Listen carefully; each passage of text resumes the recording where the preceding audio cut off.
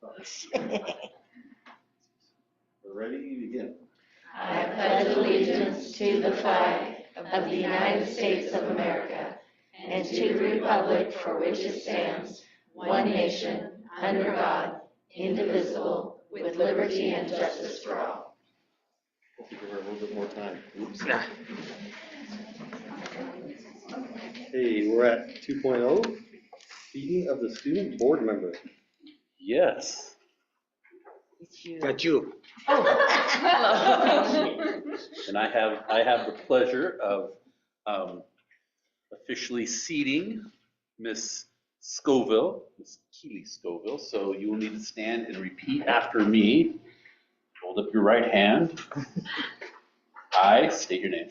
I, Keely Scoville, Will support the Constitution will support the Constitution and the laws of the United States, and the laws of the United States, the state of Oregon and the laws thereof, the state of Oregon and the laws thereof, and the policies of the St. Helens School District, and the policies of the St. Helens School District, and will discharge the duty of student representative and will discharge the duty of student representative to the St. Helens School District Board to the best of my ability. to the St. Helens School District Board to the best of my ability. There you have it. Congratulations. Welcome aboard.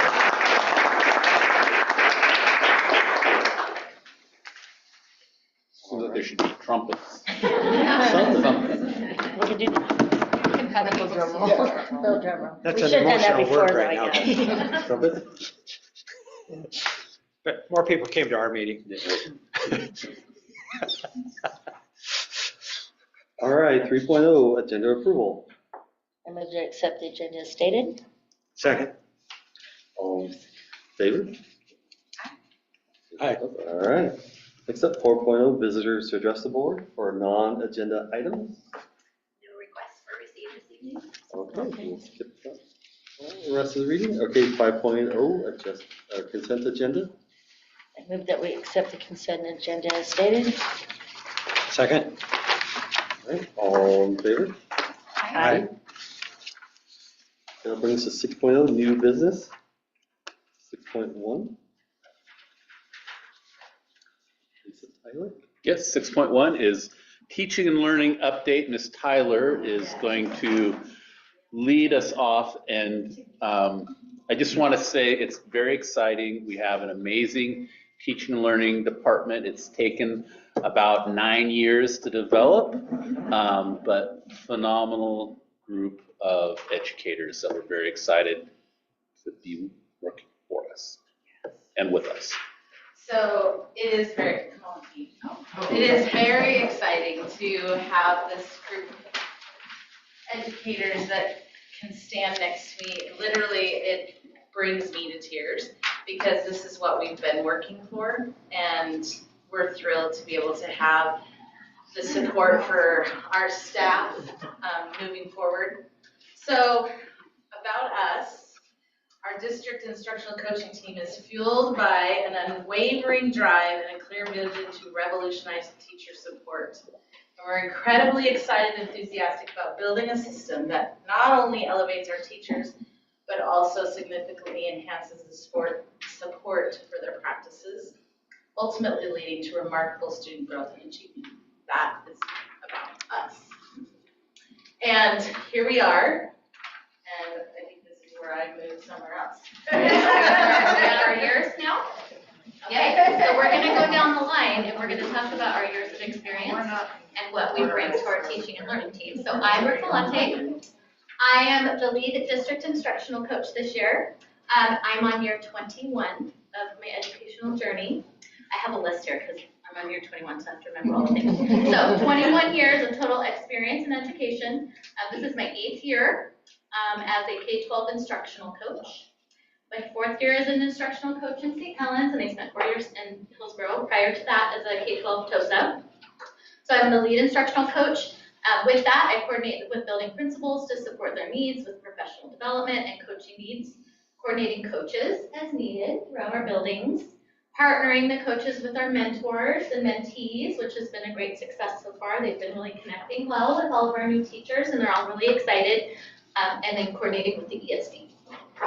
So curriculum and instruction, I've led the last 2 curriculum adoptions, leading into PE and health this year. So number 3, I have a lot of knowledge about AVID, best practices, language arts, and math.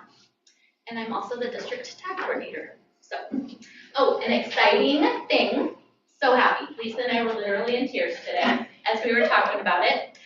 Coaches are all being very welcomed with their mentees in all of the schools. So that's very exciting. They're being very welcomed, and just everybody's just very excited for their support.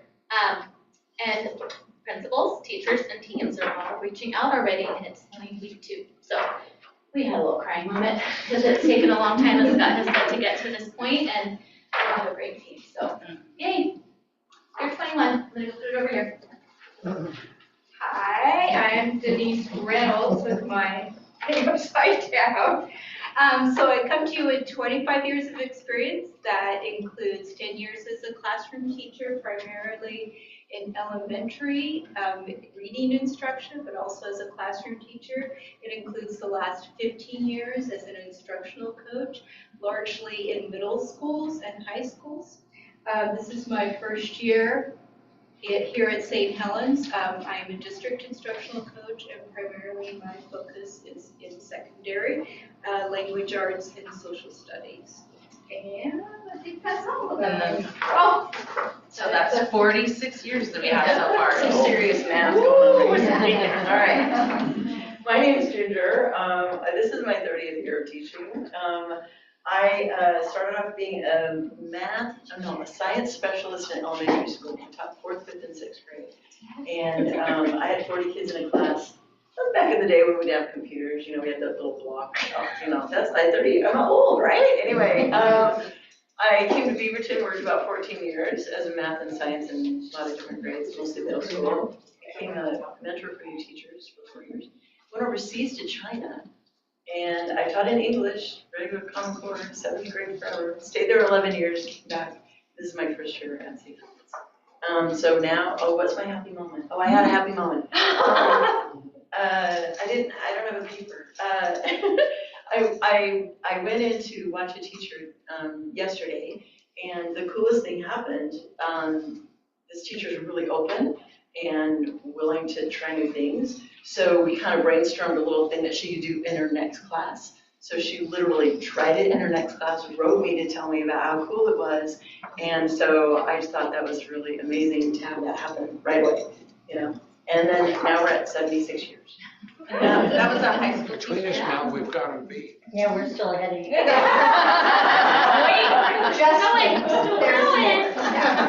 I'm Heidi Green. This is actually my 27th year in St. Helens, 20 of those all in kindergarten. I've served 6 years as McBride Success Coach, and this year I'm moving into a district instructional coach position, and also ELD part-time at Columbia City, where I can use my GLAD and reading endorsement skills to work with kids there. And my happy moment, I'm specializing in helping our specialists, our new music, STEAM teachers in the district in elementary, and that can be kind of a hard gig because they're kind of isolated and doing their different thing. And I had a teacher reach out who was having a challenge last week. So we did some brainstorming, and this week we were going in and high-fiving and hugging because it was smooth. It was looking great, and we're at 102 years. So I'm Kendra Griffin. I come with 25 years of education experience, 23 of them here in St. Helens, teaching 1st and 2nd grade here. I also have some kindergarten experience way back. I am primarily supporting elementary and early learning, also doing some AVID support, mentoring, and all kinds of other things as assigned. My super fun moment already in coaching came when I was hanging out with a brand new 1st-year teacher, and she had a technology issue she didn't even know she was having. The announcements weren't coming up on the speaker in the classroom, and she had no idea that they were supposed to. So when the kids went to special, said, let's get this turned on so that you can have that. And then she also discovered at that point that there's a microphone there that she'll be able to use it. She was super excited. So having a really good time already. So that brings us our total. Kirsten Hubbard. I'm the district ELD program coordinator and instructional coach. I have 20 years of experience teaching. I started, the bulk of my background is in bilingual and dual immersion programs and elementary level. I've been here in St. Helens since about 2013 and teaching kindergarten with Heidi, woo-hoo, kinder, and then transitioned to ELD teacher, and then in the last couple of years, ELD program coordinator, and now as well. So my big moment so far has come from pulling my team together. We're introducing a new service program model in our ELD program across the elementary in the district of co-teaching, and so that's taken some good work with our team. I'm super excited because I have a very strong team of myself and 3 amazing ELD teachers. So we've been working really hard at doing our own education and research in this co-teaching, and then creating our district plan for what we want that to look like so that we can really provide the best service for our students. So I'm very excited about that. And our total years now, we're up to 147. Well, I was hoping this was my age. I'm not 35. I have been in education for 35 years. Teacher, principal, retired, not retired, come back and work with St. Helens Teaching and Learning. And I have to tell you that this has been an amazing journey since my retirement. I just love it. I love my job. I love being here. I love working for you. I love working for Scott. It's just a joy. And being able to work with the elementary principals closely has been also another uplifting part of my position. So thank you so much for trusting me. And I think my happy moments have been many since these educators right here, we can see, Brooke and I, the tears came today because, you know, we have worked the last few years, just us, right? And laying the groundwork for all that we wanted to happen. And then in just moments, these educators have just propelled us. And we're only in the second week of school. So we're just thrilled at what is about to happen. And we're excited. So now, because I'm old, we're at 182. I'm Michelle Tulloch. I'm the Culture Care Instructional Coach. I'm midway through my 34th year, all with St. Helens School District. I spent about half of it at middle school. I've taught language arts, special ed. I've been an administrator, I've been a librarian in elementary, I've taught reading in elementary, and thanks to last spring, I've also worked at a high school over at Plymouth, so now I have K-12 experience. And my happy moment is whenever anyone asks me for help. So I'm like, what do you want? What can I do? What do you need? So I've had people do that already, so I'm pretty excited. And I'm also retired, and I just can't quit St. Helens. And we are at a grand total of 216 years. That's a lot. That's a lot. And I am the oldest. Thank goodness. That's why it works. So one of the things that the team and I did was we talked about prior to teachers coming back is we looked at the strategic plan, we looked at the district mission and vision, and we wanted to come up with our own. And so we all wrote bumper stickers that talked about what we wanted to have at the end of the year, that we see at the back of the bus, right? At the end of the year, what are we hopeful that we achieve? And some of our bumper stickers, we empowered educators. Response to student need, collaborative, data-driven, and servant leaders. A rising tide lifts all boats. This one was collaboratively leveraging each other's unique strengths to build up our staff. I like talking in bullet points. Professional, persistent, and passionate. Believers, we are the believers, and I couldn't resist. Who are you gonna call? Yeah. Instructional coach. Yeah. We all do better when we all do better. And no teacher left behind. And last but not least, we're the movers and shakers. But don't worry, we got you. But we settled on guiding to greatness, leveraging diverse talents to elevate our educators. So this is where we're gonna hang our hats on this year.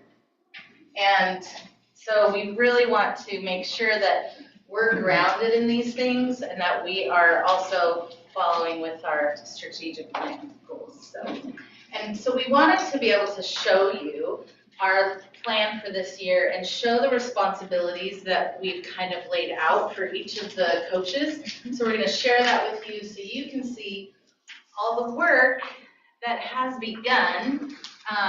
And you'll see that it says draft because at any moment we can, like they say, other duties is assigned.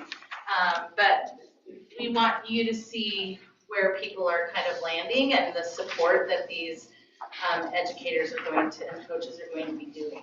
So you can see that's kind of a grand list of all the things.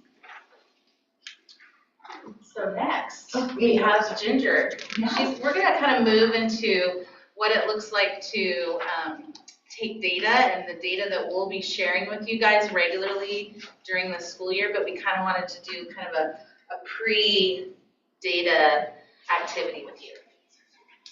All right, so I have a job for you. You're gonna come back to my 6th grade classroom. Where's Bill? I know Bill can teach me under the table, but we're gonna go to 6th grade.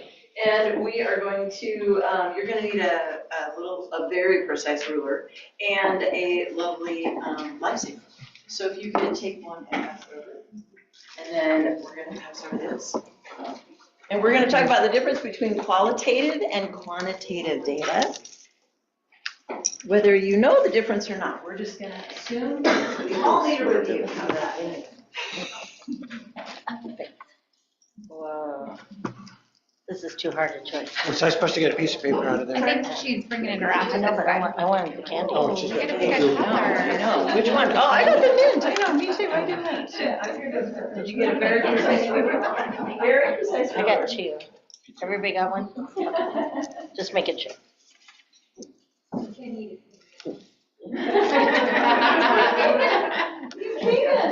She can use this to write something. All right. So with your ruler, we are going to look at the difference between qualitative and quantitative. So in my world, we were trying to think like, how do you tell? They sound so much similar. So we decided that qualitative sounds kind of like quality, and quantitative sounds like numbers, like a number that you would use.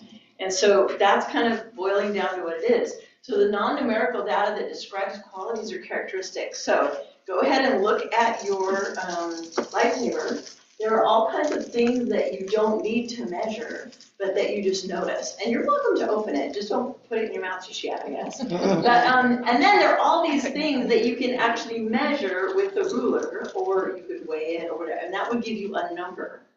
Okay? So I want you to partner up, and you're just going to talk about what are the qualities that you could measure, qualities, and what are the quantities with your very precise ruler. What else could you figure out about this little lifesaver?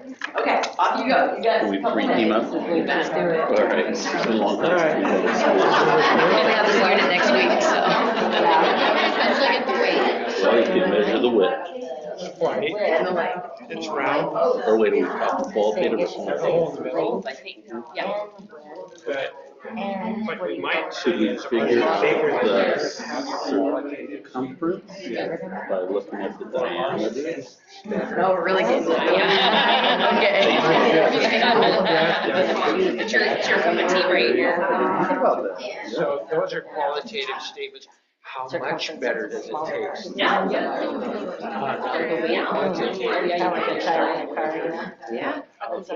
So we can certainly measure, so it does say the word lifesaver, theirs doesn't have any words on it, so ours is better to begin with.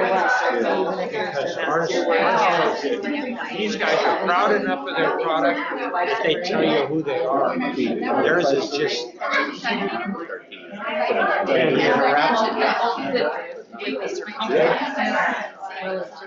So there are many qualitative things here. But quantitative would be. There's some of these, the winter greens that you get from. And then low, yeah. So, That's where we got that all the time. But ours is sweeter. What could we measure?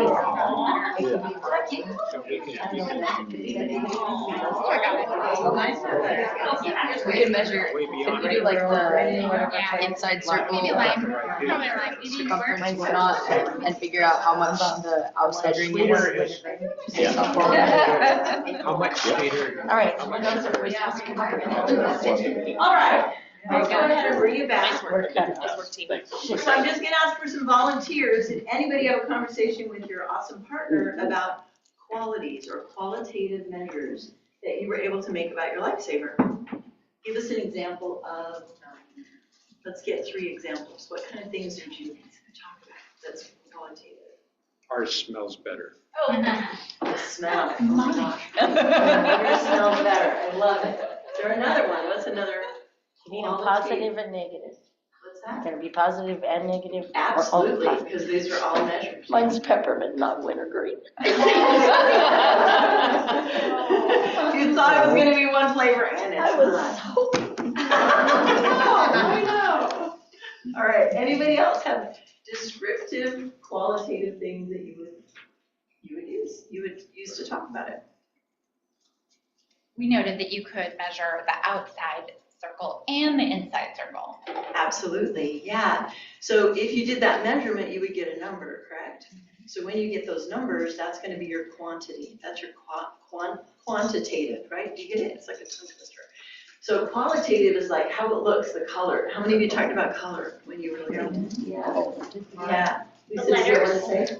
I just read, you said purple.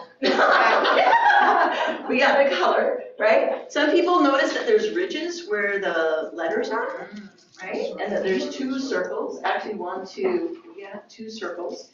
And then this wrapper is also not circular, right? It's rectangular, which is always the wrapper, right? So these are all the qualities. And then quantitative, did anybody measure anything on it? Yeah, but this is Yeah, centimeters. because you told us to work on quality. Right. We're good little students. We talked about how we could measure it. Absolutely, right? You could weigh it. Well, we were gonna measure it around, plus go through the holes, squish this all up, get in there, get the circumference up to. Because that is such a precise measuring tool. Of course you could, that would be perfect, yeah. Okay, so with quantitative too, what the kids always do is they're like, there are 10 letters. Like stuff you never think about. There are 10 letters. Sure enough, there's 10 letters. So that's a number that we've measured. So does that kind of help? It makes sense? Anything you can add a number to, we're gonna call that to be a quantitative measure. Anything that's talking about, I don't know, the color, the look, the smell, the taste, those are gonna be qualitative. So how does this then relate to data? So we've got non-numerical data that we want to collect, and that deals with qualities or characteristics, right? So these things are subjective, they're descriptive, they're based on observations. There's not really numbers involved with that. And sometimes we tend to, we call it anecdotal data. So we take it because we've heard this from some, form or another. Student feedback would come through as qualitative data. Observations of classroom behavior or classroom teaching, descriptions of methods, responses. If you have open-ended surveys, those are going to be all qualitative. Quantitative is typically what we focus more on. But yet, we don't want to ignore the qualitative. That's my big takeaway from this, because it still has value, because it's still is part of that description. So quantitative data is objective, it's structured, it can be analyzed by statistics. So we often look at test scores. And then we often sometimes make the mistake of only looking at test scores, and there's a whole other picture that we might be not paying attention to. Teacher retention, survey data. Now the survey data, you can turn that into quantitative data. If you say something like, let's say you were saying, how happy are you with your job?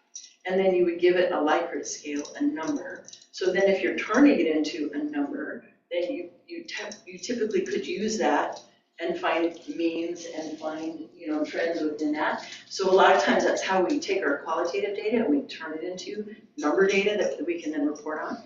Yeah. So these are the different types of data, and these are the different types of things that we are going to gather. Some of our qualitative data are going to be these amazing feedback forms where people just have an open an open box, and they write stuff in it, right?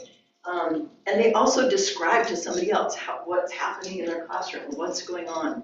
And then there's the quantitative one. So sometimes we focus way more on the quantitative one, but we don't ever forget the qualitative one. So hopefully that's going to be part of our journey, right? We wanted a journey. So this is a road. Can you tell? This is our road. And then up here, there are these lovely different pieces of data that we're hoping to be able to collect. Some of them are qualitative, some of them are quantitative. I hope you always remember that because you have your own. Thanks, Ginger. So, as Ginger said, this is our road map to inform our practice. So we're going to have you guys get up, and we have some descriptors along with our different assessment tools. And we're just going to have you notice and wonder. What do you notice and what do you wonder? And you're going to just write whatever you notice and wonder on the chart paper. So I have a Sharpie, so you can take one, pass it down. Yep, choose a color, any color. And you can choose your own direction, choose your own journey, so you can start wherever you would like, but try to hit all of the posters. Wonder. And what do you notice and what do you wonder? All over the place, huh? Scott, we've decided we're in collaborative bargaining. Yeah, we want you to hop on Yeah, that you gotta hop on the bus and get on the road. Dirt road. Yes. Notices and wonder. What we notice and what we wonder. What do you notice? What do you wonder? Did you notice my handwriting? With the green things on it. Those are the road signs. Green road signs. Yeah, and then you notice that you said one or two things like that. Would you guys like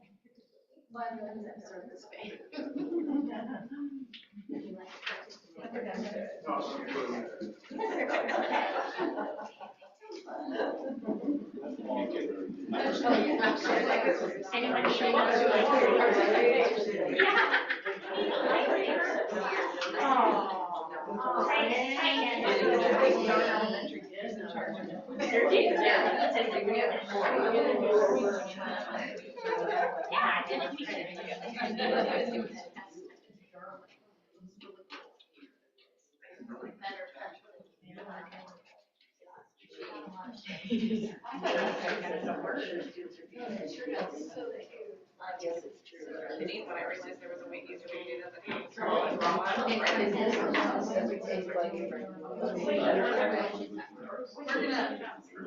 We're gonna join them.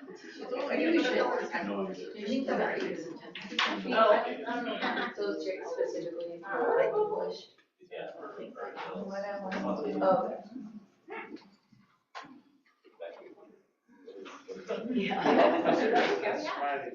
My question was, why is it? I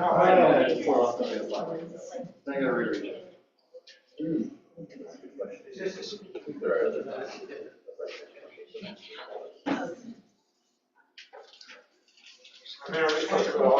Uh-huh.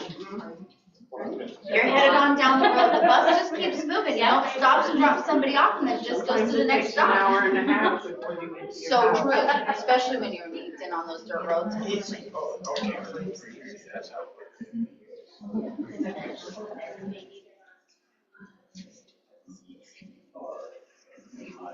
This isn't like we're saying how awesome it is. Don't worry about it. Okay, nobody's doing anything, and you don't have to put your name on it.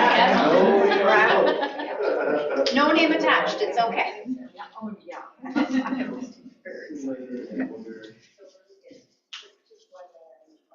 Yeah, thank you.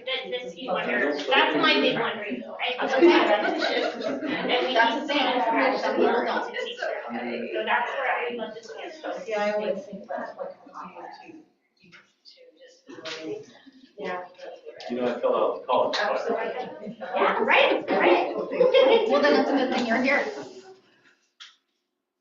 All Helens, all high school. If you're yes, I'm getting a lot of comments.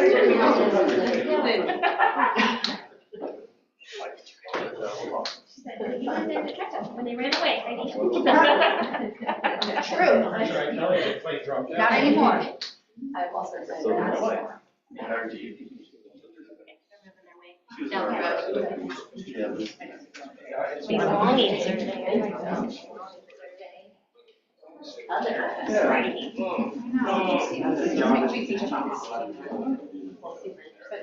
like you want to opt out of this minister?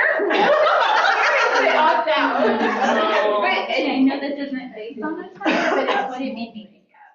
Because people just get in trouble. Yeah, but I'm sorry, I don't No, you go right ahead. The more other people write, the more better.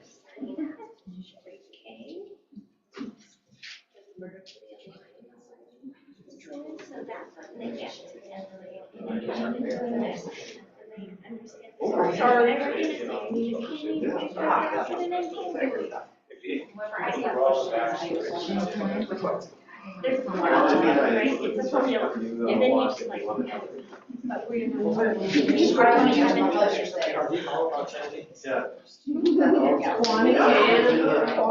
don't get this one because it's really kind of like measure and we do the pressure. I'm like, yeah, that's a great question. Yes, yes, I want to hug you because I'm like. Is it just this test that is like 7 years? So, that one's for all. Yeah. Yeah, I had to get, Yeah. Yeah, And you're it's when you right. figure one out. Yeah, it's the only measure that we probably use. I'm not gonna talk about that. Is there like, is it just a written test or is there like a speaking? Computerized and it measures reading, writing, and listening. Yeah. They have, yeah, and this is, you know, but then you're doing their, sorry. So it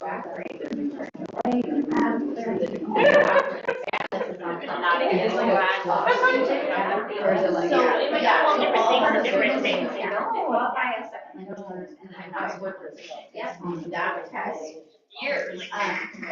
State board should be done with the one class. Okay, but we have one class of students who are. So what's considered proficient, like a certain score or is it like? That means like, if you can score 4 or 5, you're basically being at the same level. But for reference, my students score like 5 on their ELA SBAC. Really? That's crazy. So it's to be rigorous. Does it have to do with grammar? Like, I know in my Spanish writing class, they'll do like all the grammar stuff, but then I feel like me personally, when I'm writing English, I'm still sometimes like, I don't know if that's grammatically correct. Right, that's, yeah, that's one thing that we see as like, it's, you have to have this in your language knowledge in order to score proficient. Well, and that's gonna be challenging, especially if you're out of school. And then, is it on top of like, so you said it's a kind of class, so is it on top of like all the classes that we're already taking? That's enough. Yeah, so what we do is our goal is to support their language development, not add more to their classes. So it's not, you know, we're just trying to support that language development. Yeah, it's your class. Especially because you know, and that's a lot of us native speakers aren't always perfect with our language. Yeah, for sure. So, yeah, it's pretty rigorous, but yeah, for now, it's the only measure that they will allow us. Yeah, people don't always. Like all of my So much writing, objectives, so that's on top of all their other standards and all their other classes and all. I'm way Jesus.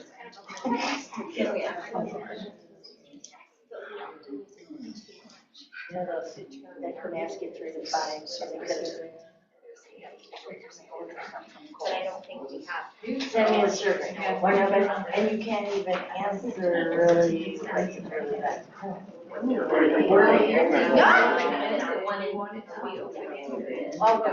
crowded out.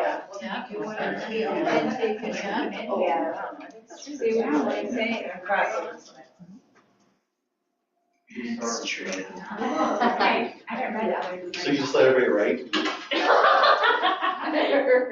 What he said, right? That's what I do at the restaurant. What do you teach? Or the fast food. Say something about the things I say. He's like, I've never seen like that.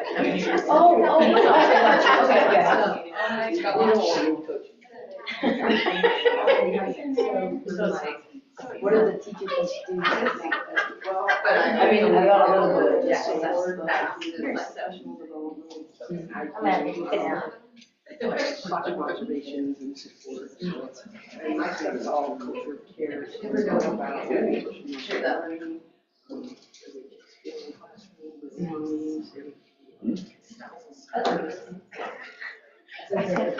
You don't understand my child. Oh. Yeah. I was laughing because because they don't see us, so they have that. Well, she got every welcome. We're all proud. For an ice cream. I didn't realize. Where'd they all go? Probably for him. All right, we'll have just a couple minutes.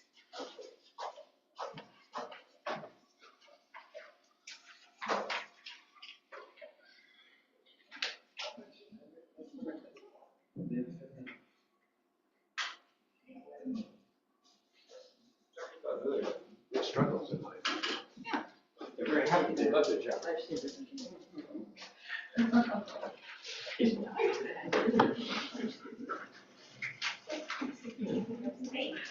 Yeah.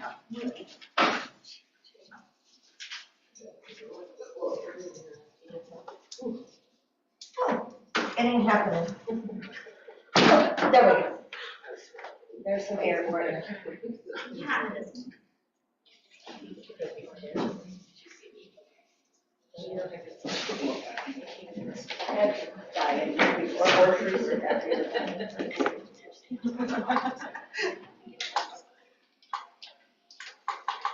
All right, just one more minute. Oh, we're all like. No man, gone down yet.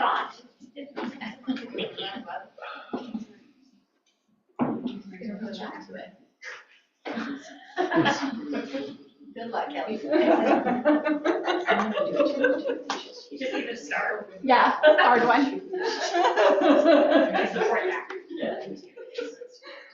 That's kind of what I did.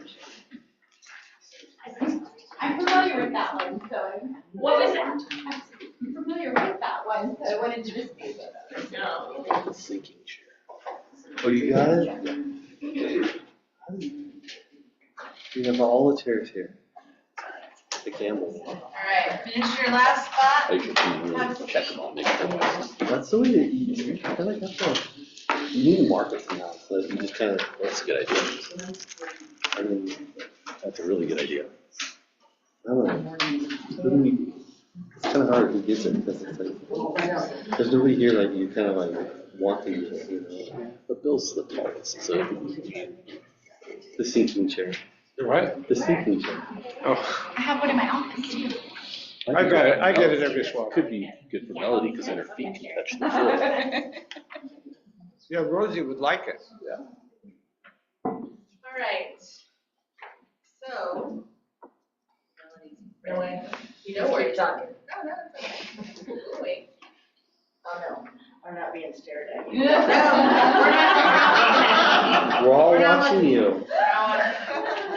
Well, we want you to think about all that you just experienced, and we're gonna keep these. The coaches, we're gonna be looking at your thoughts, because I think that's important as we move forward and understanding what your questions are, what your thoughts are, how we can present data to you during the year. But looking at these examples of information that we'll see this year around the room, what do you think will be the most interesting or important to learn about our schools? And what questions come to your mind as you look at these?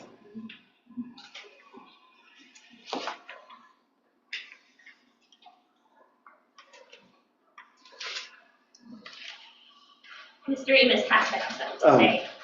Trying to think of the right word. I'd like to learn about like the staff morale because that goes into the everyday teaching. Yeah. You know, that, I'm sorry, you know, the happier you are, the more teaching, you know, it spreads.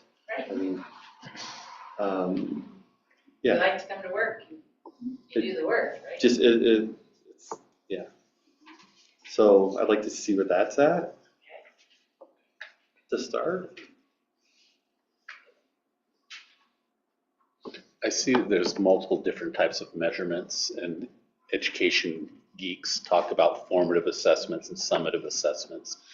And the formative assessments I see like Easy CBM and DESA, those are things that our coaches will be using to kind of diagnose where students are, where a system is.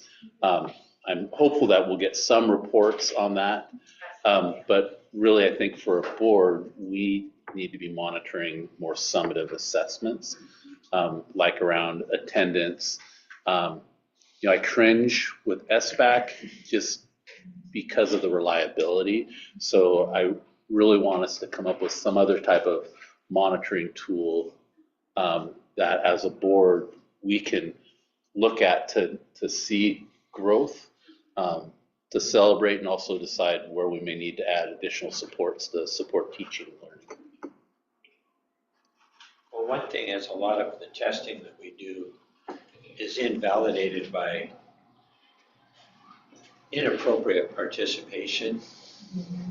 I think is probably a fair word. It's not that they don't participate, it's that they'll maybe just about one thing or something and we allow that in. So maybe we need to look more closely at our data. We need also at what data we're using from those assessments. We also need to evaluate parental and student values towards that testing. And how do we create that? And teacher. I'm going to get the best score I can because this is a good competition for me, basically, or whatever, but we're going to be better. A concern I have is oftentimes looking at real estate data, and I look at Zillow or somebody, and it lists our schools as 1s and 2s and things like that. And I think that we need to convince parents, families, and kids that 8s and 9s are a good thing, or 5s out of 5, or whatever number that they choose. But we are better than those numbers reflect by. I'm very proud of our school. I'm very proud of the great work that we do. I've been here all 216 years. I was counting. I think there's like nine former students in this room. But the point is that we really. I was in the classroom again today. This is year 54, so don't brag yet. But what it is we're not getting a clear picture of what we really are. So make sure that when we're doing these testings and assessments and surveys, the hardest part for you is let's get valid data to really reflect the good work that we're doing. And then if we're not doing good work in some area, that we have valid data so we can fix it.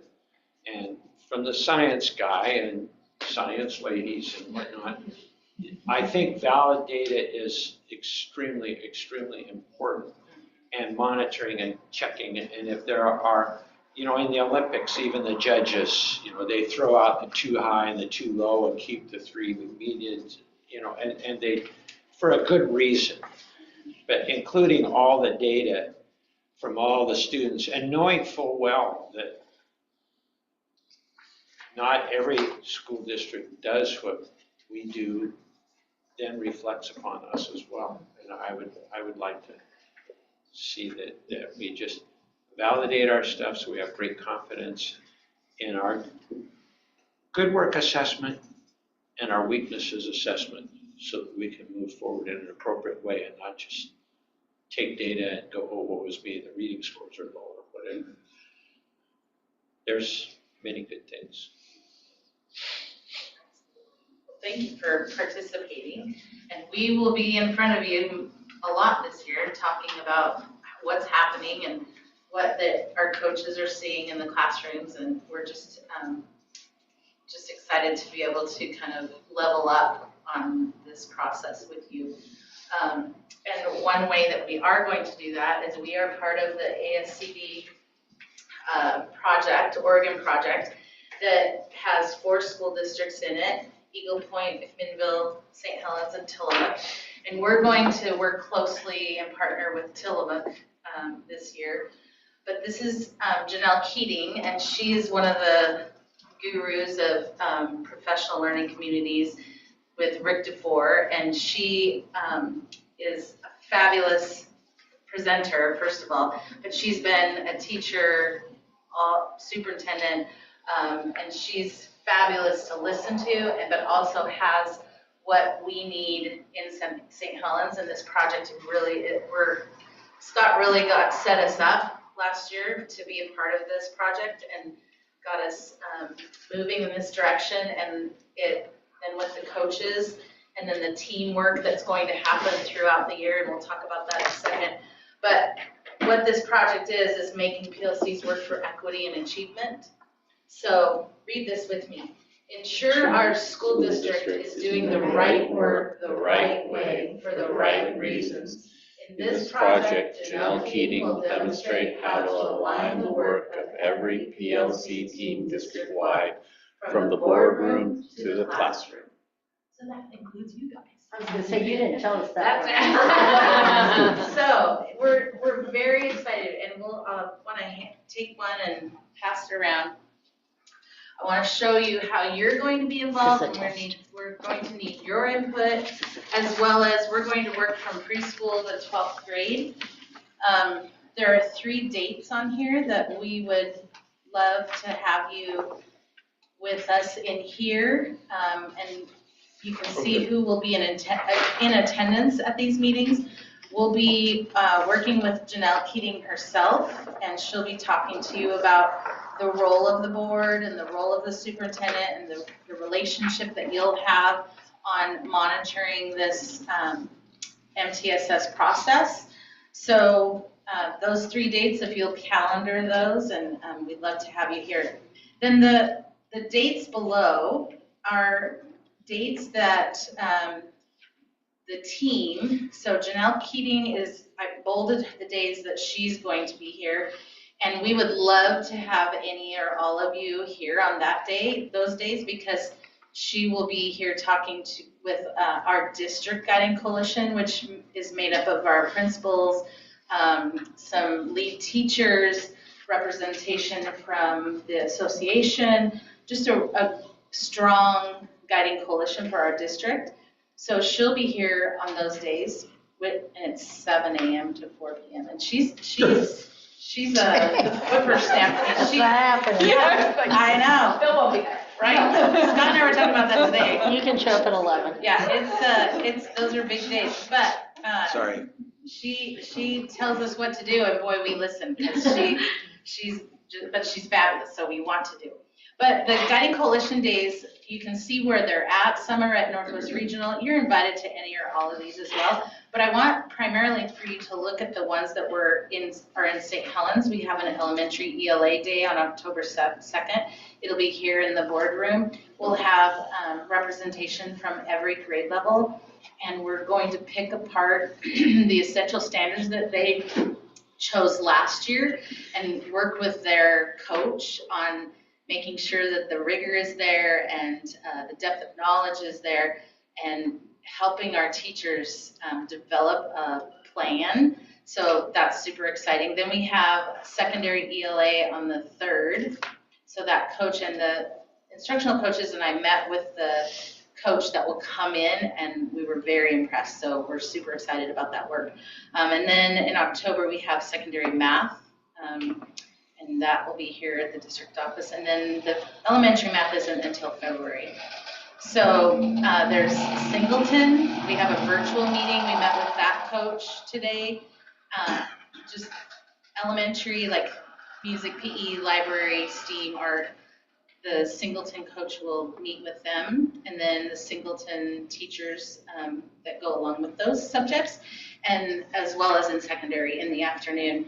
And great work is going to be coming from this. I'm just really excited about how their vision of making sure that every staff member is a part of a PLT. So it's exciting. But this is going to be hard work. This is going to be rewarding work. And we're going to see a change in how we do business because of this work. So just know that you're always invited. And then Christy sent you invitations to go on some travel trips if you'd like. We'd love to know soon. I think it's tomorrow morning, sorry. But we'd love to, I mean, they've had it for a day. I responded. Oh, did you? Great. Super. Well, we just, it's exciting to know that when we go on these things and they say, you know, are there board members in the room? And then we have St. Helens people that are there. It's just, that's so rewarding to know that we have your support. I think I was the only board member in the room for conscious discipline. Yeah, isn't that amazing? Yeah, 200 people. That's great. And that's because then you can bring it back and you know, and you can share what that was like. And Ryan's been at RTI. Like, it's just, it's been awesome. So you're invited to those, and, you know, we will make sure that if you want to be there, that we have you there. And then these are, I'll make sure that you get these slides, but these are some of the things that we'll be doing with this project. I'm not going to read the slide to you, but we'll make sure that you have it in your hands. But again, the work is great, hard, but also very rewarding. Then we have, we have some ladies that are going to share some feedback. The coaches started the second week of August, and we got going really quickly to how we could set up our team providing support right away. So we worked together and created an instructional assistant training that we've been wanting to do for years, to bring them in all in one room and do, talk about small group instruction. We talked about emergency systems that, you just principals don't have time or aren't with them to do a lot of this work. So we were thrilled. It was highly attended, which was great. And then the coaches have been with teachers on the ground already in the schools. And so we've been doing some feedback forms with them, and we have a few to share with you. Yeah. After we did our trainings for instructional assistants and also our new crew, we're always seeking feedback. What did we cover that was useful? What do you wish we would have covered? What should we change? And just so that can guide our instruction moving forward. But some of the comments we have, the workshop was organized and informative. You all did fabulous. I like the brain breaks because we tried to model good teaching and fun activities you infused throughout the day. It was all very beneficial. I especially appreciate the activities that were modeled and that the teachers could immediately take back to their classrooms. So as we want to teach them the content, what they need to know to start the school year, but also in a way that they can use those practices in their classroom. In addition, this training was very well put together. I'm looking forward to the upcoming training sessions. I took away a lot of information that is going to be so helpful this upcoming year. Thank you so much for having this workshop to help provide us with more tools to use when working with students. And thank you for including us IAs in a training. That was so revolutionary. We have not had that, and they were so excited when they were there. We had different little workshops of, one was AVID and supervision and all different topics, and they just were super engaged the whole time. We were really happy with how much collaborative discussion was happening and how much they were taking away with them that they could carry into this year. And the whole sit and get is hard, when you're in there for 4 hours. And so we decided that we wanted to do a workshop model. So they were together for a little bit, and then they would move from workshop to workshop, and then snacks in between. And they literally were thanking us over and over again just to be included. And so we saw that was obviously a need that we need to continue and throughout the year, not just, so we have plans to use some Wednesday early release time with them because they're not, with kids during that time, so we can use some of that time 2 or 3 times during the year to continue that because they were very thankful to have it. So, was there any less positive feedback? Do you guys remember? This is also great. I think, woo, all right. No, and I think just the feedback, I think opening the door, and I think sometimes especially our new crew didn't know what they didn't know. And so we're hoping to keep that door open and keep asking as they have more questions. And we were talking even at Union, what do teachers need to know, and that can guide our work. And we were working with Pete to help plan the next new crew trainings to give them the information that they do need. When she says new crew, it means like anyone that is new to St. Helens as a staff member. I have just heard from more than one source, this is amazing. Already this year, there are people that are saying, hey, this is really going to help us move forward. So you should be encouraged with that the hard work you put in to lay a foundation is now allowing you to build on it. And that's what's really been important. And kudos to you guys as a team. But I don't hear from everybody, but I hear from a number of folks, and I'm hearing I didn't ask. These were volunteered. So that's a good thing. When somebody actually, because they're willing to say things that they're not happy about too. And I think it's just nice to. So kudos to you guys. It's a great start, and there are people that are looking forward to the help that you're providing. They have that need, and we talk about staff morale, and this is one of the things that I think will really help staff morale, because this hard work, then, oh man, I'm just overburdened, and all of a sudden here comes this person in with an idea, and maybe this will help. And you have a lot of experience, and you have a lot of acceptance among the staff that are here. So, and I think, I appreciate your compliments, and I agree with you wholeheartedly, but it really comes back to you guys too. You're supportive of Scott and his ideas, right? Scott then is supportive of my crazy ideas to have a team. Most ideas. Not together. Right? You're just smart enough to hire good people and then let them do it. Well, and then that goes to say that, we get to hire great people. And so great people with experience within our district and outside of our district want to come to St. Helens because of the vision that you all have, that Scott has, and that we get to ride that, I was gonna say train, but it's a bus, ride that bus, right? So really, truly, I appreciate all of you. And then Christy trying to, handle all the money that I want, right? So in the end, they'll yell at her. Yeah. We won't yell at her. But no, so thank you. We really do appreciate your support, and we're excited because, we wanted teachers to feel good at the beginning of the year and invite them in the stories. We did our wins today in our coaches meeting, and they were all coming up with people are inviting us. People are taking their phone numbers to be able to text them. And coaches don't always get that reception. And so we're gonna keep going on the positive train and always try to figure out how we can say yes. Maybe we have to do it a different way or whatever, but that's our mission, is that we always want to say yes to somehow, because we want to help. So it's been great. Because this is so weird in the way of not a normal work session, will you tell, because, this is not a typical work session from an audience perspective. Like, we know that we're doing Avid strategies right now. Would you, are there any more that you want to explain?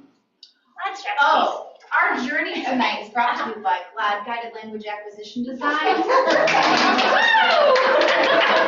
program of strategies that adds scaffolds and supports for second language learners, but really is best practice for all students. And so one of the strategies is the narrative input chart, and that's kind of what we simulated here. You have kind of a backdrop, and you're telling a story with pieces that you're putting up along the way. You're adding pictures, you're adding text, and then students are able to interact with that, and that helps them to internalize their learning. So that was one that we had way too much fun brainstorming and putting it together. And I think if other people had walked in, we probably would have scared them away because we were just so excited about it. But yes, that's the journey that we took you on. And if every teacher was teaching this. Right. Mm-hmm. And that's why we want to model good instruction, right? And we want to model those things. And GLAD strategies absolutely changed the way I taught when I was teaching. And so when we were sitting together planning this, I said, all I have in my brain is like a narrative input chart, and then this is what they came up with, right? So I just say one word, and then they do all this, right? It's just so great to have heads together. So we'll continue, and then we'll do this for teachers too. Like we want to help, we want to come in and come alongside them, not, show them that they're doing anything wrong. It's just a new way or something that they haven't had time to research or learn, right? So we just are excited to have a team to be able to do that. So thank you very much. Thank you guys. Yeah. Super exciting work. The success to this and these practices that they're rolling out is that they're directly related to supporting teachers and supporting staff and empowering staff. And as long as we stay focused on that, we're going to see some really good results. And thank you. We have an amazing team. I'm super excited to see what's going to happen. So, thank you, team.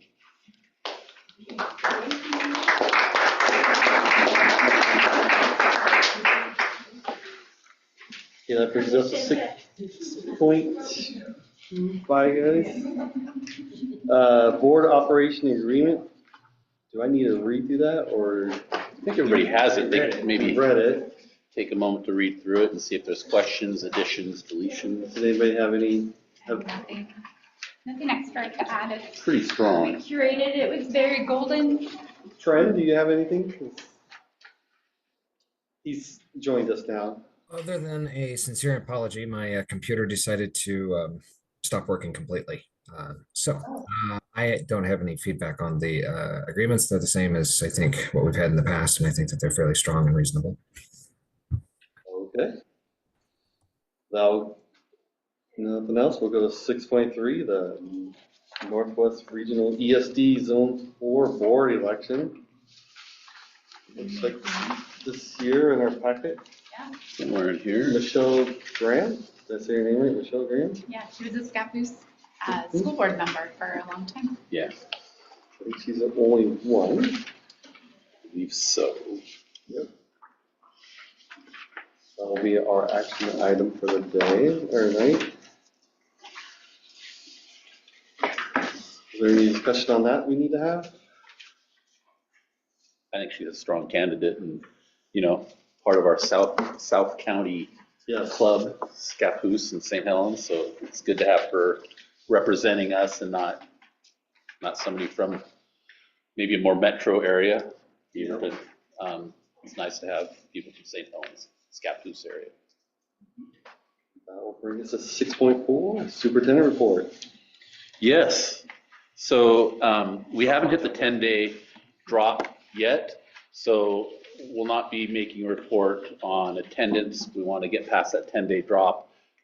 Just some trends. It appears the high school we're up a little bit. I haven't heard much from elementary schools. Seems like we're trending about where we'd expect. But as soon as we kind of get the whites of their eyes count, and we'll get that for the next board meeting. But I do want to begin conversation about cell phones in schools. And this is important. It's kind of a national discussion. It's a state discussion. And I gave you last week, and we've posted some documents. There's many out there. I tried to find some that maybe address both sides of the discussion. It's important right now that we don't form a solid opinion. I'd love to have some comments if you're ready, or we can wait on these documents. But primarily for today, I want our community to understand that this is something that we're digging into, and we want to learn more about what's best for the St. Helens School District. We'll do some surveys, we'll look at data, hopefully we'll have some community input, some discussion, and then we'll move forward from there.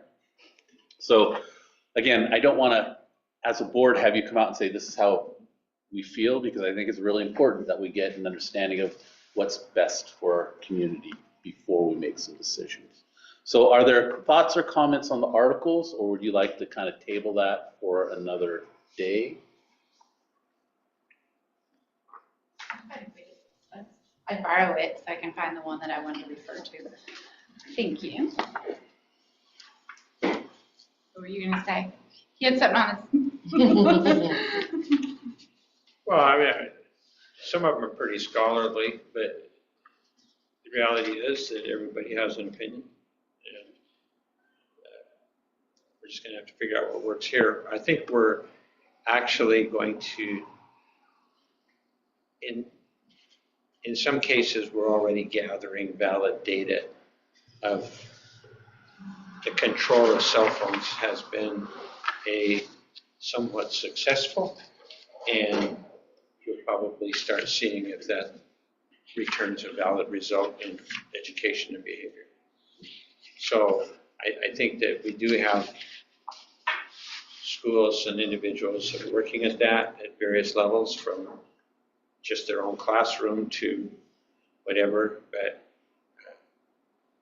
I know that sometimes it's the teacher, sometimes it's the school, but I think we'll start having some valid data to answer the question, were these and are these disruptive? Yeah, I'm very excited to have Keely here to kind of share the student perspective.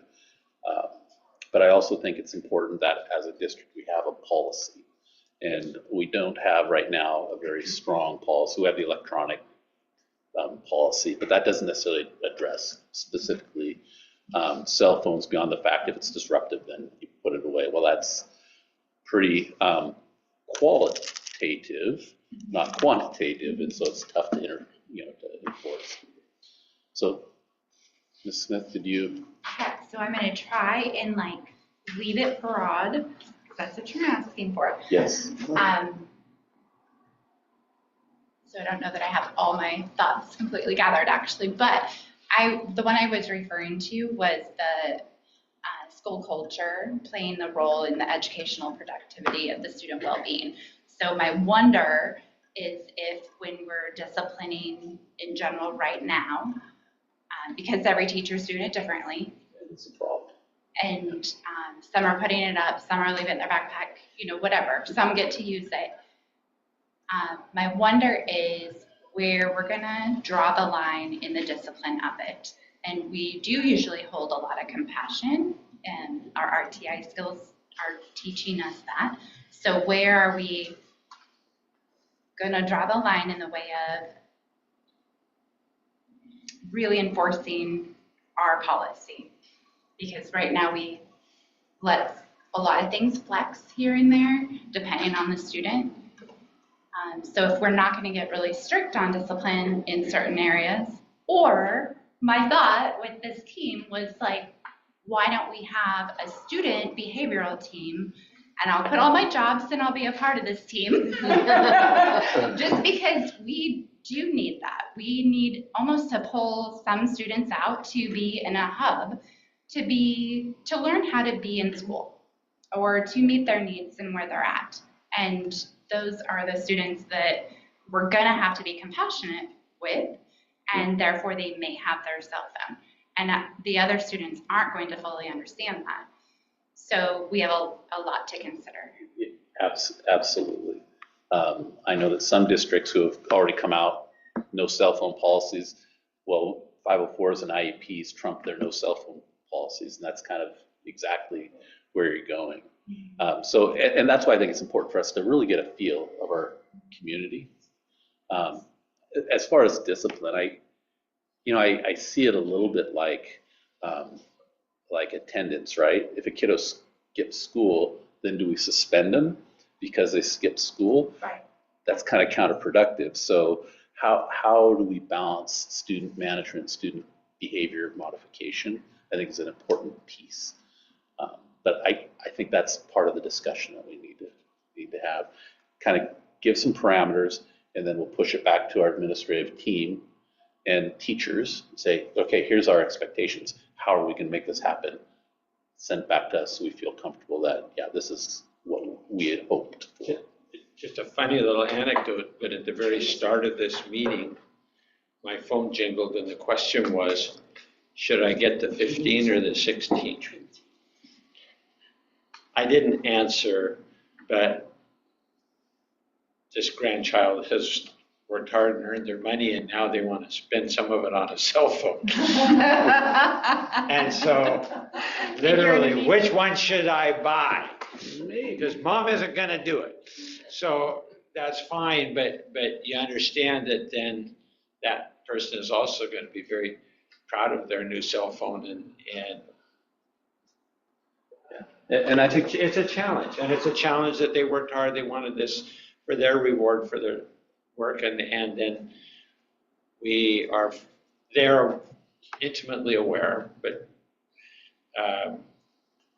those are challenges we face. And Christmas is coming, and some kid is going to want to get their new phone. Mine are asking for it all the time. Yes. Nah. Guess what? You might not even get to use it. Trent has his virtual hand up. Yes, this is very awkward. I gotta love this. So I kind of want to redirect this. So we're talking about the word cell phones, but cell phones in and of themselves is not the problem. Cell phones, from when I was, a young buck, literally was something that took calls, and maybe if you could spend enough times hitting the T9, get a text message out. Those in and of themselves aren't necessarily the problem. The problem is the distractibility. The problem is the social media. The problem is the other behaviors that are happening with the cell phones. And so when we're having this conversation, I think it's important that that's really where we center all of this. The mere possession of a cell phone is not the problem. I mean, I understand there's a lot of parental concerns out there of, well, what if something happens and I can't get a hold of my student? So I think that that's something to have a conversation about, because we can be having the same thing about tablets. We can be having the same thing about whatever future device may come down the line. So I don't want to necessarily have the conversation about cell phones, because it's kind of like saying Kleenex. We all understand what Kleenex is, but Kleenex is a brand. It's not actually like, tissues. So I want to refocus on that side of the equation, which is the behavior, the distractibility. When you remove the cell phone or the distraction, now students have to socialize. And in today's environment, they're struggling with socialization. And so that's going to lead to friction. It's going to lead to concerns. So I want to make sure that we're going to support whatever our decision may end up being, our staff to be able to work through what may end up being an increase in learning opportunities when you're sitting inside of a space and having a face-to-face communication versus spending it on TikTok or taking photos or doing research on other things. So I do want to kind of, as we have this conversation, really expand the concept to the behaviors and not just say cell phones, because I think cell phones aren't the problem. I think that's well said, Trent. I've got a survey that does focus on cell phones, but it tries to drill into that a bit. I'd like to share it. I don't have it to provide to Trent electronically, but I could read through it so you could hear it, Trent. And what I'd like to do is maybe make some adjustments to this, or you can give me suggestions. I can make adjustments and then share it at the next meeting. Timeline-wise, I'd like us by winter break to have some decision made, so then it can be implemented possibly second semester. But we do need to have supports, kind of as Trent's pointing out, supports for staff and for students on whatever those decisions are going to be. So I'll pass these out. We get a survey within the schools to what they are doing currently, so we know where the majority of teachers are. And That's then- kind of in this, kind of. I can talk with principals and find out. I could survey staff too. We could add that, maybe. Yeah, this is for the parents. No, it's for everyone. I'll read it. You'll see. When you want your teachers, I would want to know a baseline where our teachers are at as well. Okay. Let's go through this and then we can add or create a whole different survey. Sound good? Can I ask one question? Yeah. What if somebody circles more than one? They I'm won't be thinking- able to because it'll be a digital program that they select one. So they've got to make a choice whether they're a parent or a community member? Yes. They can do another one. Teacher, like we have some that are 3. So let me go through this and Where's then their I am happy to take your student? suggestions. I'm feeling terrible now about my work. But a community, okay, so there is a differentiation. We're talking about quantitative versus qualitative, or whatever way you want to put it. But community member versus parent implies, I live in St. Helens, but I don't have a child in school. Or parent is, I have a child in school. There's a difference. We'll clarify them so people know. I'm just gonna give a bad time, but we I have know to have you the are. student parent. I in know, the I class know. too. All right. So number 1, what is your role in the community? Student, parent, guardian, teacher, administrator, community member. Number 2, how do you feel about students being allowed to have cell phones in schools during instructional time? They're all strongly support, somewhat support neutral, somewhat opposed, strongly opposed. Number 3, do you believe cell phones are beneficial to student learning in the classroom? Yes, very beneficial, somewhat beneficial, neutral, not very beneficial, not beneficial at all. Number 4, in your opinion, how effective are current school policies regarding cell phones use during school hours? Very effective, somewhat effective, neutral, somewhat ineffective, or very ineffective. Number 5, how much do you agree or disagree with the following statement? Cell phones are a distraction in the classroom. Strongly agree, somewhat agree, neutral, somewhat disagree, strongly disagree. Number 6, what of the following best describes your view on cell phone usage during non-instructional times, lunch, passing periods? Cell phones should be fully allowed. Cell phones should be partially restricted. Cell phones should not be allowed. Neutral, no opinion. Number 7, how important is it to have access to cell phones for emergency communication between students and parents during the school day? Very important, somewhat important, neutral, somewhat unimportant, not important at all. Number 8, what impact, if any, do you believe cell phone use in school has on students' social and emotional well-being? Very positive impact, somewhat positive impact, neutral, somewhat negative impact, very negative impact. Number 9, how confident are you that appropriate boundaries for cell phones use can be established and enforced in schools? Very confident, somewhat confident, neutral, not very confident, not confident at all. And then number 10, what changes, if any, would you suggest to the current cell phone policy in your school or district? So I think perhaps we'll get to what you're looking for, Kelly, when we look at teacher and then see how teachers answered some of How them. many teachers are making you check them into the back of your door? How many teachers are putting them in a box? How many teachers say leave them in your backpack? How many teachers say, I don't want to see them at all? How many teachers let them use it half the time in their class or the whole time? It's like, We can do that. How do you want to use that data is my question. I want us to be able to look at it from our inside level. Okay.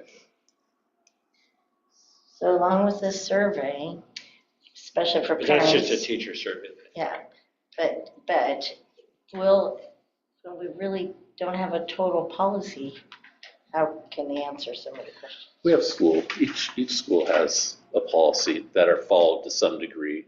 And actually, yesterday we were talking about that a little bit, how, teacher might start out saying, no cell phones, and then at the end of the period, there's 5 minutes left, you can take out your cell phone if you want. And then the kids go to the next class, and the teacher says, no cell phone, and the kids say, but Mrs. Smith lets me use it. And teacher goes, Are you aware of any policy that should be asked? So, That's what I thought we were working on, is putting one together. well, having a standard one, for Yeah. sure.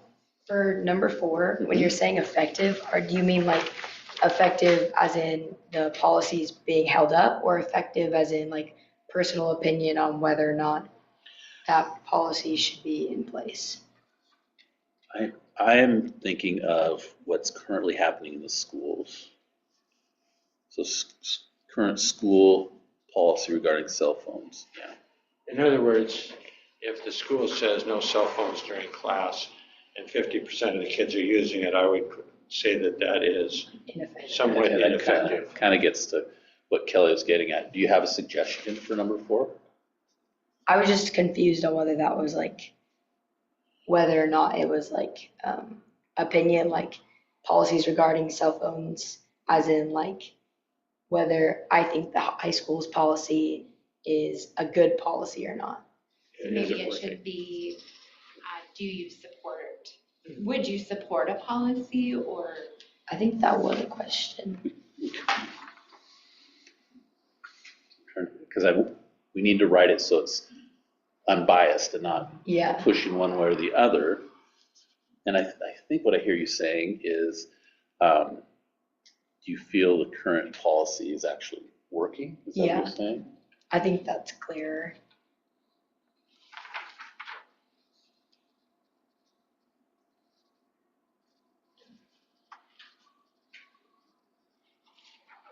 Okay, good idea.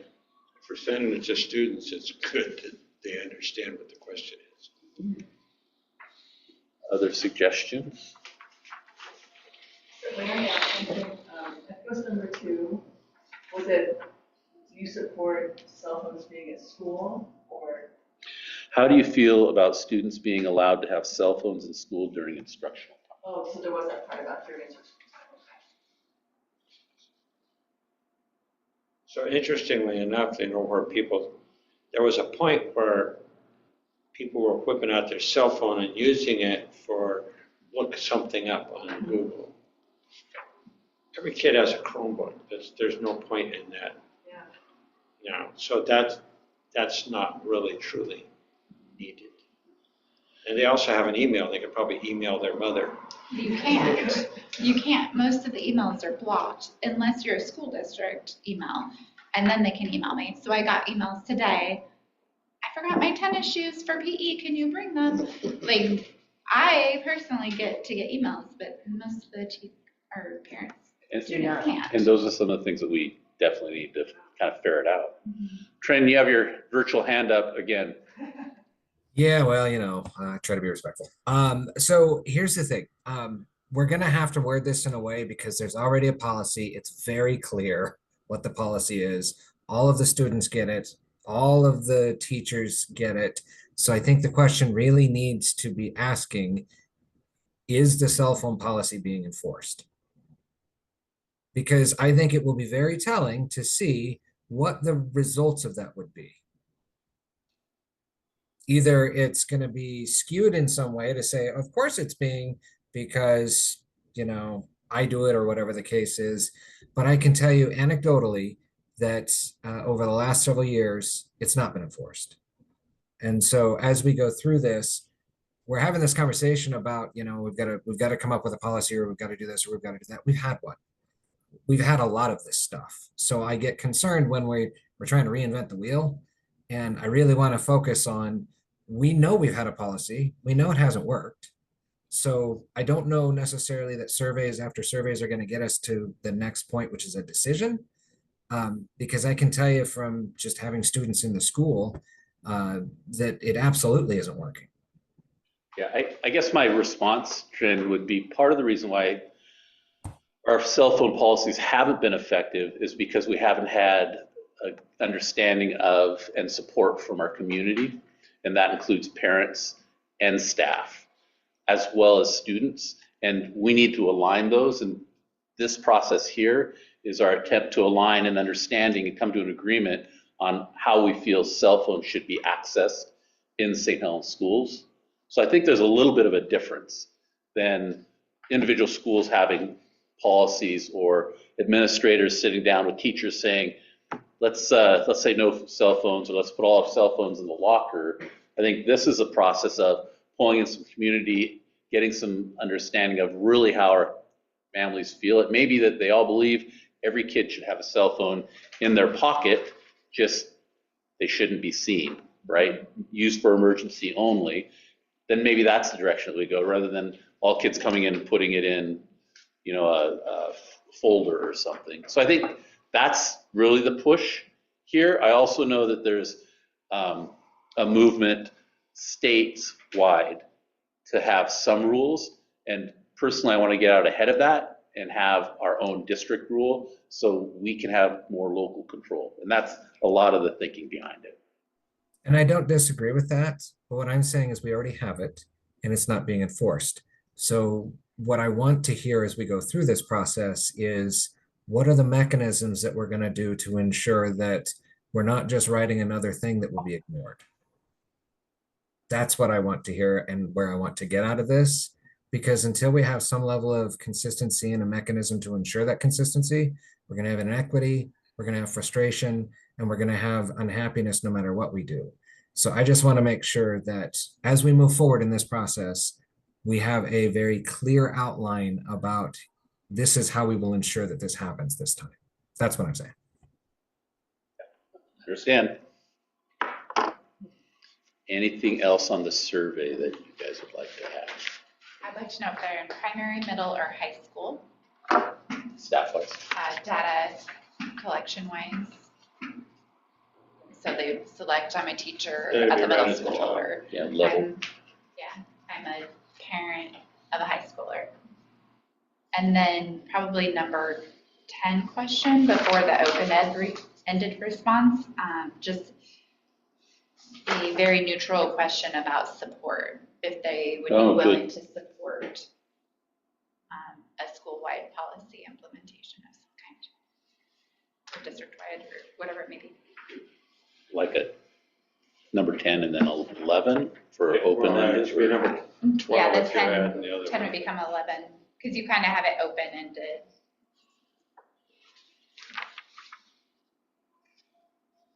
Or maybe even ask any other comment for number 12 too. Is there a way to delineate between, because, you know, Kelly's talking about parents of different ages and things. I think that there might be different perspectives based on different grade levels and things. And so I don't want people to fill out 5 different surveys because that's no fun. But if you can add a way to select, you know, if elementary school, this is what I think. If middle school, this is what I believe. If high school, this is what I believe. Because I think there are differences between those stages and may look differently. And it shouldn't be a district policy. It should be more of a grade or, you know, elementary, middle, and high school conversation. Okay. I kind of actually thought that I'd be doing it 4 times, Trin, so. But if we ask what level they I are there, then we can parse that data out. We should be able to do that. Maybe, I'll see. So if it says I'm elementary, then we add up we have the results of everybody, and then we have the results of the elementary, middle. Yes. And we can just parse it out ourselves. Except in cases like Kelly where she has middle and high school. Yeah. I can go middle, high. Yeah. Or we do decide to just let each Fill out 5 email do surveys. it once. Yeah, I have no problem doing it more than once in the way of each kid, or we can do it where you're. Okay. I may have to talk to Ed to help with that, but to disaggregate it. Because not all my kids have cell phones anyway, so I'll be answering it based on that child. Other thoughts? How is the survey getting pushed out to community? You know, we haven't got to that space yet, but I would talk with Stacy Mendoza, who would be our guru on communication. Probably go out to all of our regular stakeholders. I talk with our faith-based community about it. We push it out probably during class time for students to complete. We'd have teachers do it during a staff meeting, so we know we've got people completing it, and then it, you know, go out in newsletters for parents. Our first responders, I'd like to hear their responses. That might be interesting too. First responders in the faith-based community might have a totally different set of answers. I mean, they might and they might not, but that'd be kind of interesting too. So for you, we have, you want to explain the meetings you have regularly? Yeah, we meet quarterly with our our faith-based community. Sometimes we have 3 churches. Sometimes we have 3 churches represented. Other times we have 10 or more. And we talk about what's going on in school. I share a little bit of what we're doing as a district, and they ask me questions, and we kind of work together because we're serving the same people, essentially, right? And then we meet quarterly with our first responders, police, fire and rescue, 911, state police, sheriff. We have a meeting where the first half is a presentation like how to identify or how to deal with a bomb threat, maybe. And then we do tabletop exercises, and it's our principals and assistant principals and school leaders alongside our first responders, and they're mixed up in groups, so they get to know each other, and they start talking about how they would address certain situations. And by doing so, we build those relationships and know when there's an emergency, they know who's coming, and they have an idea how they're going to respond. And so that's one way that we try to help keep our schools safe. And we don't just have St. Helens. We invite all the school districts in Columbia County, and there's law enforcement and first responders from all aspects of the county, because we know if there's an emergency in St. Helens or Rainier or Scappoose, the whole county is going to go. There'll be people from Portland and Beaverton if there's a major incident. And so we want to have those relationships, kind of an understanding of how people are going to work. So Bill's thought is, they may have an idea on how cell phones impact student safety and school safety. That's what we do. Thank you. Because you just hear the first responders and you go, what's that about? Does that help you? Yeah, for sure. Yeah, and it's important. Go ahead and feel free to ask questions anytime, because we might start rolling off lots of jargon like RTI, DESA, SBAC. There's a lot of them. And sometimes we even need a cheat sheet. So I would say on her category too, one of the things that, as I even would think about this, just cell phone period, is think about for me, is all the different stories that have occurred over the last, we'll just say 10 years since most kids got cell phones in their pocket, and how you can think about, in one case, thank the Lord those kids all had cell phones in that classroom, and another time when the cell phones actually hurt and caused problems. And I've never forgotten the one where the bad person was actually in the classroom, and one of the students was able to text that and able to say that without getting caught. And thank goodness for that. But had it been up on a desk, put away, that would have never occurred during that particular one. And then there's other times when kids instantly were on phones and they actually had the windows covered and they were trying to keep everybody quiet. And the person heard somebody. Yeah, and a phone ring. So it can be just as detrimental Kid one had been way. talking to mom Yeah. calls back. So anyway, so I just think about kids and all the parents go swarming to the school where we're trying to deal with an event that really needs first responders and not parents. They have the technology now where they can just shut the cell phone service down in that area. So they can just, there's no cell phone service in that square area, so. We're very close to the. Oh, Trent is raising his hand again. Sorry, Trent. I don't want to interrupt. I do want to say, I would like to make sure that we don't go too far into those anecdotal moments that are media sensitized, because we're talking about like the totality of our school year. We're talking about the totality of how the student experience is. And if you start to go too far down those examples, then you will get emotionally connected to, well, what if that happens? And then we lose sight on the day-to-day things that every student experiences that we are trying to focus and we have control over. We can absolutely influence and help and provide a better experience and get them doing the things that we need to do. So I do want to really reinforce as we go through this that yes, we're going to hear those stories, and that will absolutely be a part of parents and the fears and everything else. And on balance, we are trying to look at this from a much higher level as well.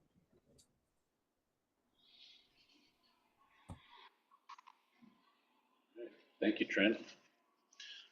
I will come up with another draft. I'll have it at our next meeting in September.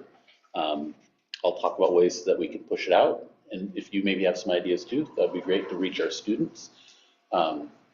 Maybe we have to push it out via TikTok. I don't do the TikTok, so, but maybe you can help us out with that. That'll be fun. Okay. We included the actual copy of the policy with it. Yeah, you push out the message. If you can read this message, you just broke the rules. Well, yeah, but at the same time, Everybody our that principal, answers this has sends out detention. a newsletter that says, make sure you download this app, because this is how we communicate. So we have to change the way we're communicating obviously. if we're gonna change the way we're communicating. Well, yes, although I do think there's a difference between students and the adults in the school. And I think if we're saying no student uses cell phone, we don't necessarily need to say adults can't have cell phones either. No, that's what the students are being told. You have to download this app so that you know. Oh, I thought you were talking adults. No, so they're using them for instructional and activities and sports and. Well, that will definitely impact then how we're going to address cell phones. Because if we don't get that information, we could just say, gosh, if you look at the media and listen to what people are saying, cell phones are terrible. No kid should have a cell phone, no cell phones. And then we're going to have issues with communicating with students, absenteeism, right? So I think this will be really good for us to dig into. That's a really good point, Kelly. I thought you were just talking adults. Huh? Pink day. Yeah. Put up your guys' best update by next week. All right. Any more discussion on that, or? All right. 7.0, visitors to address the board on agenda items. No requests. And that brings us to 8.0, action items. 8.1, vote for 2024 Northwest Regional ESD Zone 4 board member. I will move to appoint Michelle Graham. Second. All right, all in favor? All right. Aye. Aye. Votes. All right. That gives us a 9.0 upcoming meeting input. September 25th, regular board meeting at 6:30 p.m. We have the general fund, operating distribution checks, operating distribution ACH report, and then Bill said he wanted to talk about something then that want to put on there? Yeah. So I'd like to have you thinking about the concept of student-run businesses as businesses. We've done them in the past. It's near and dear to my heart because I started that concept a long time ago. And at one point we were doing almost $1 million a year in revenue, gross revenues for our student-run businesses. There were 9 different businesses in the school. And we've had businesses come and businesses go. Some have been very successful, some have failed. Our R&R program is an example that's done really well. When we sell our next house, we'll have a significant chunk of change in hand because we've earned enough over the years to own them outright, and that's a big deal. But as businesses come in, and we have some that are actually in existence and they're kind of struggling, but they may need some things. And so one of the things that made it successful in the beginning for me and for R&R and some of the others is initial funding. And it's really hard if you want to go into business. If Keely wanted to go into business and said, I want to go into business tomorrow, I'm going to start up and I'm going to open a cell phone stand. And I'm going to do that, and I'm going to sell cell phones in the commons, and this is going to be my thing. But I don't have any cell phones. I don't have a license. I don't have a place to do business. Then it's hard. So we've done a number of things over the years, but the basic thing that we've done is either get grants, which give us a good start, or we have gotten loans from the school district in one way or another. And as an interest-free loan, most of those have been successful and paid back. Some of them, the district has said, I'm going to sponsor this back in the past.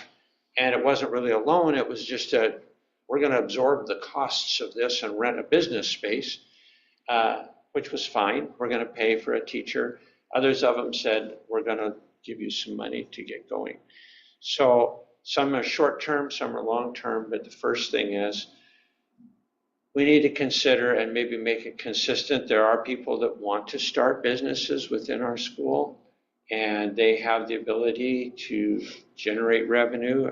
I can think of Mike's Automotive is doing quite well. It's now Jay's Automotive, but it's still Mike's Automotive, and the R&R and the chef school, but maybe they can actually name themselves as a business. Cubs Corner is actually a business that we started and early on, and now they can take clients. So there are many things that we're doing, but they didn't just start Cubs. Well, they kind of did. They got a grant and they did some things, and they started small, and as the businesses do. But they've been really valuable learning things for our kids. In the businesses I've been involved in, a large percentage of those kids go on to retiring from that same thing. That sounds funny, but they have. I mean, they've gone on to a career and done those things and been successful. And it started them off. So I'd just like to talk about it a little bit and try to figure out how that makes sense. Maybe some guidelines. So it's in a work session or a time we can actually talk about it and have reasonable conversation. I can give some guideline of things that I've done in the past, but I just think that it's really a good way to grow real life experience. Coffee Cart's another one that's doing, and we loaned them the money for their coffee cart, as I recall, and then they earned the money for their coffee cart and paid that back. So but we're supplying them a room. We're not renting the room to them. So we're kind of a quasi, but still, if they wanted to start selling popcorn and didn't have any money and we're just going to start, they probably can generate some money. The other thing is the way that a business is run, you need things today, and to go get 3 bids and wait 6 months doesn't cut it. We're going to finally get gutters, I think, tomorrow. But we started on gutters last March. And then we get bids. And then the guy goes out of town. And then we have to get another bid. And yada, yada, yada, yada, yada, purchase orders. And people are busy and they don't get them. They just come up through the stack. And really, I've run a construction business before.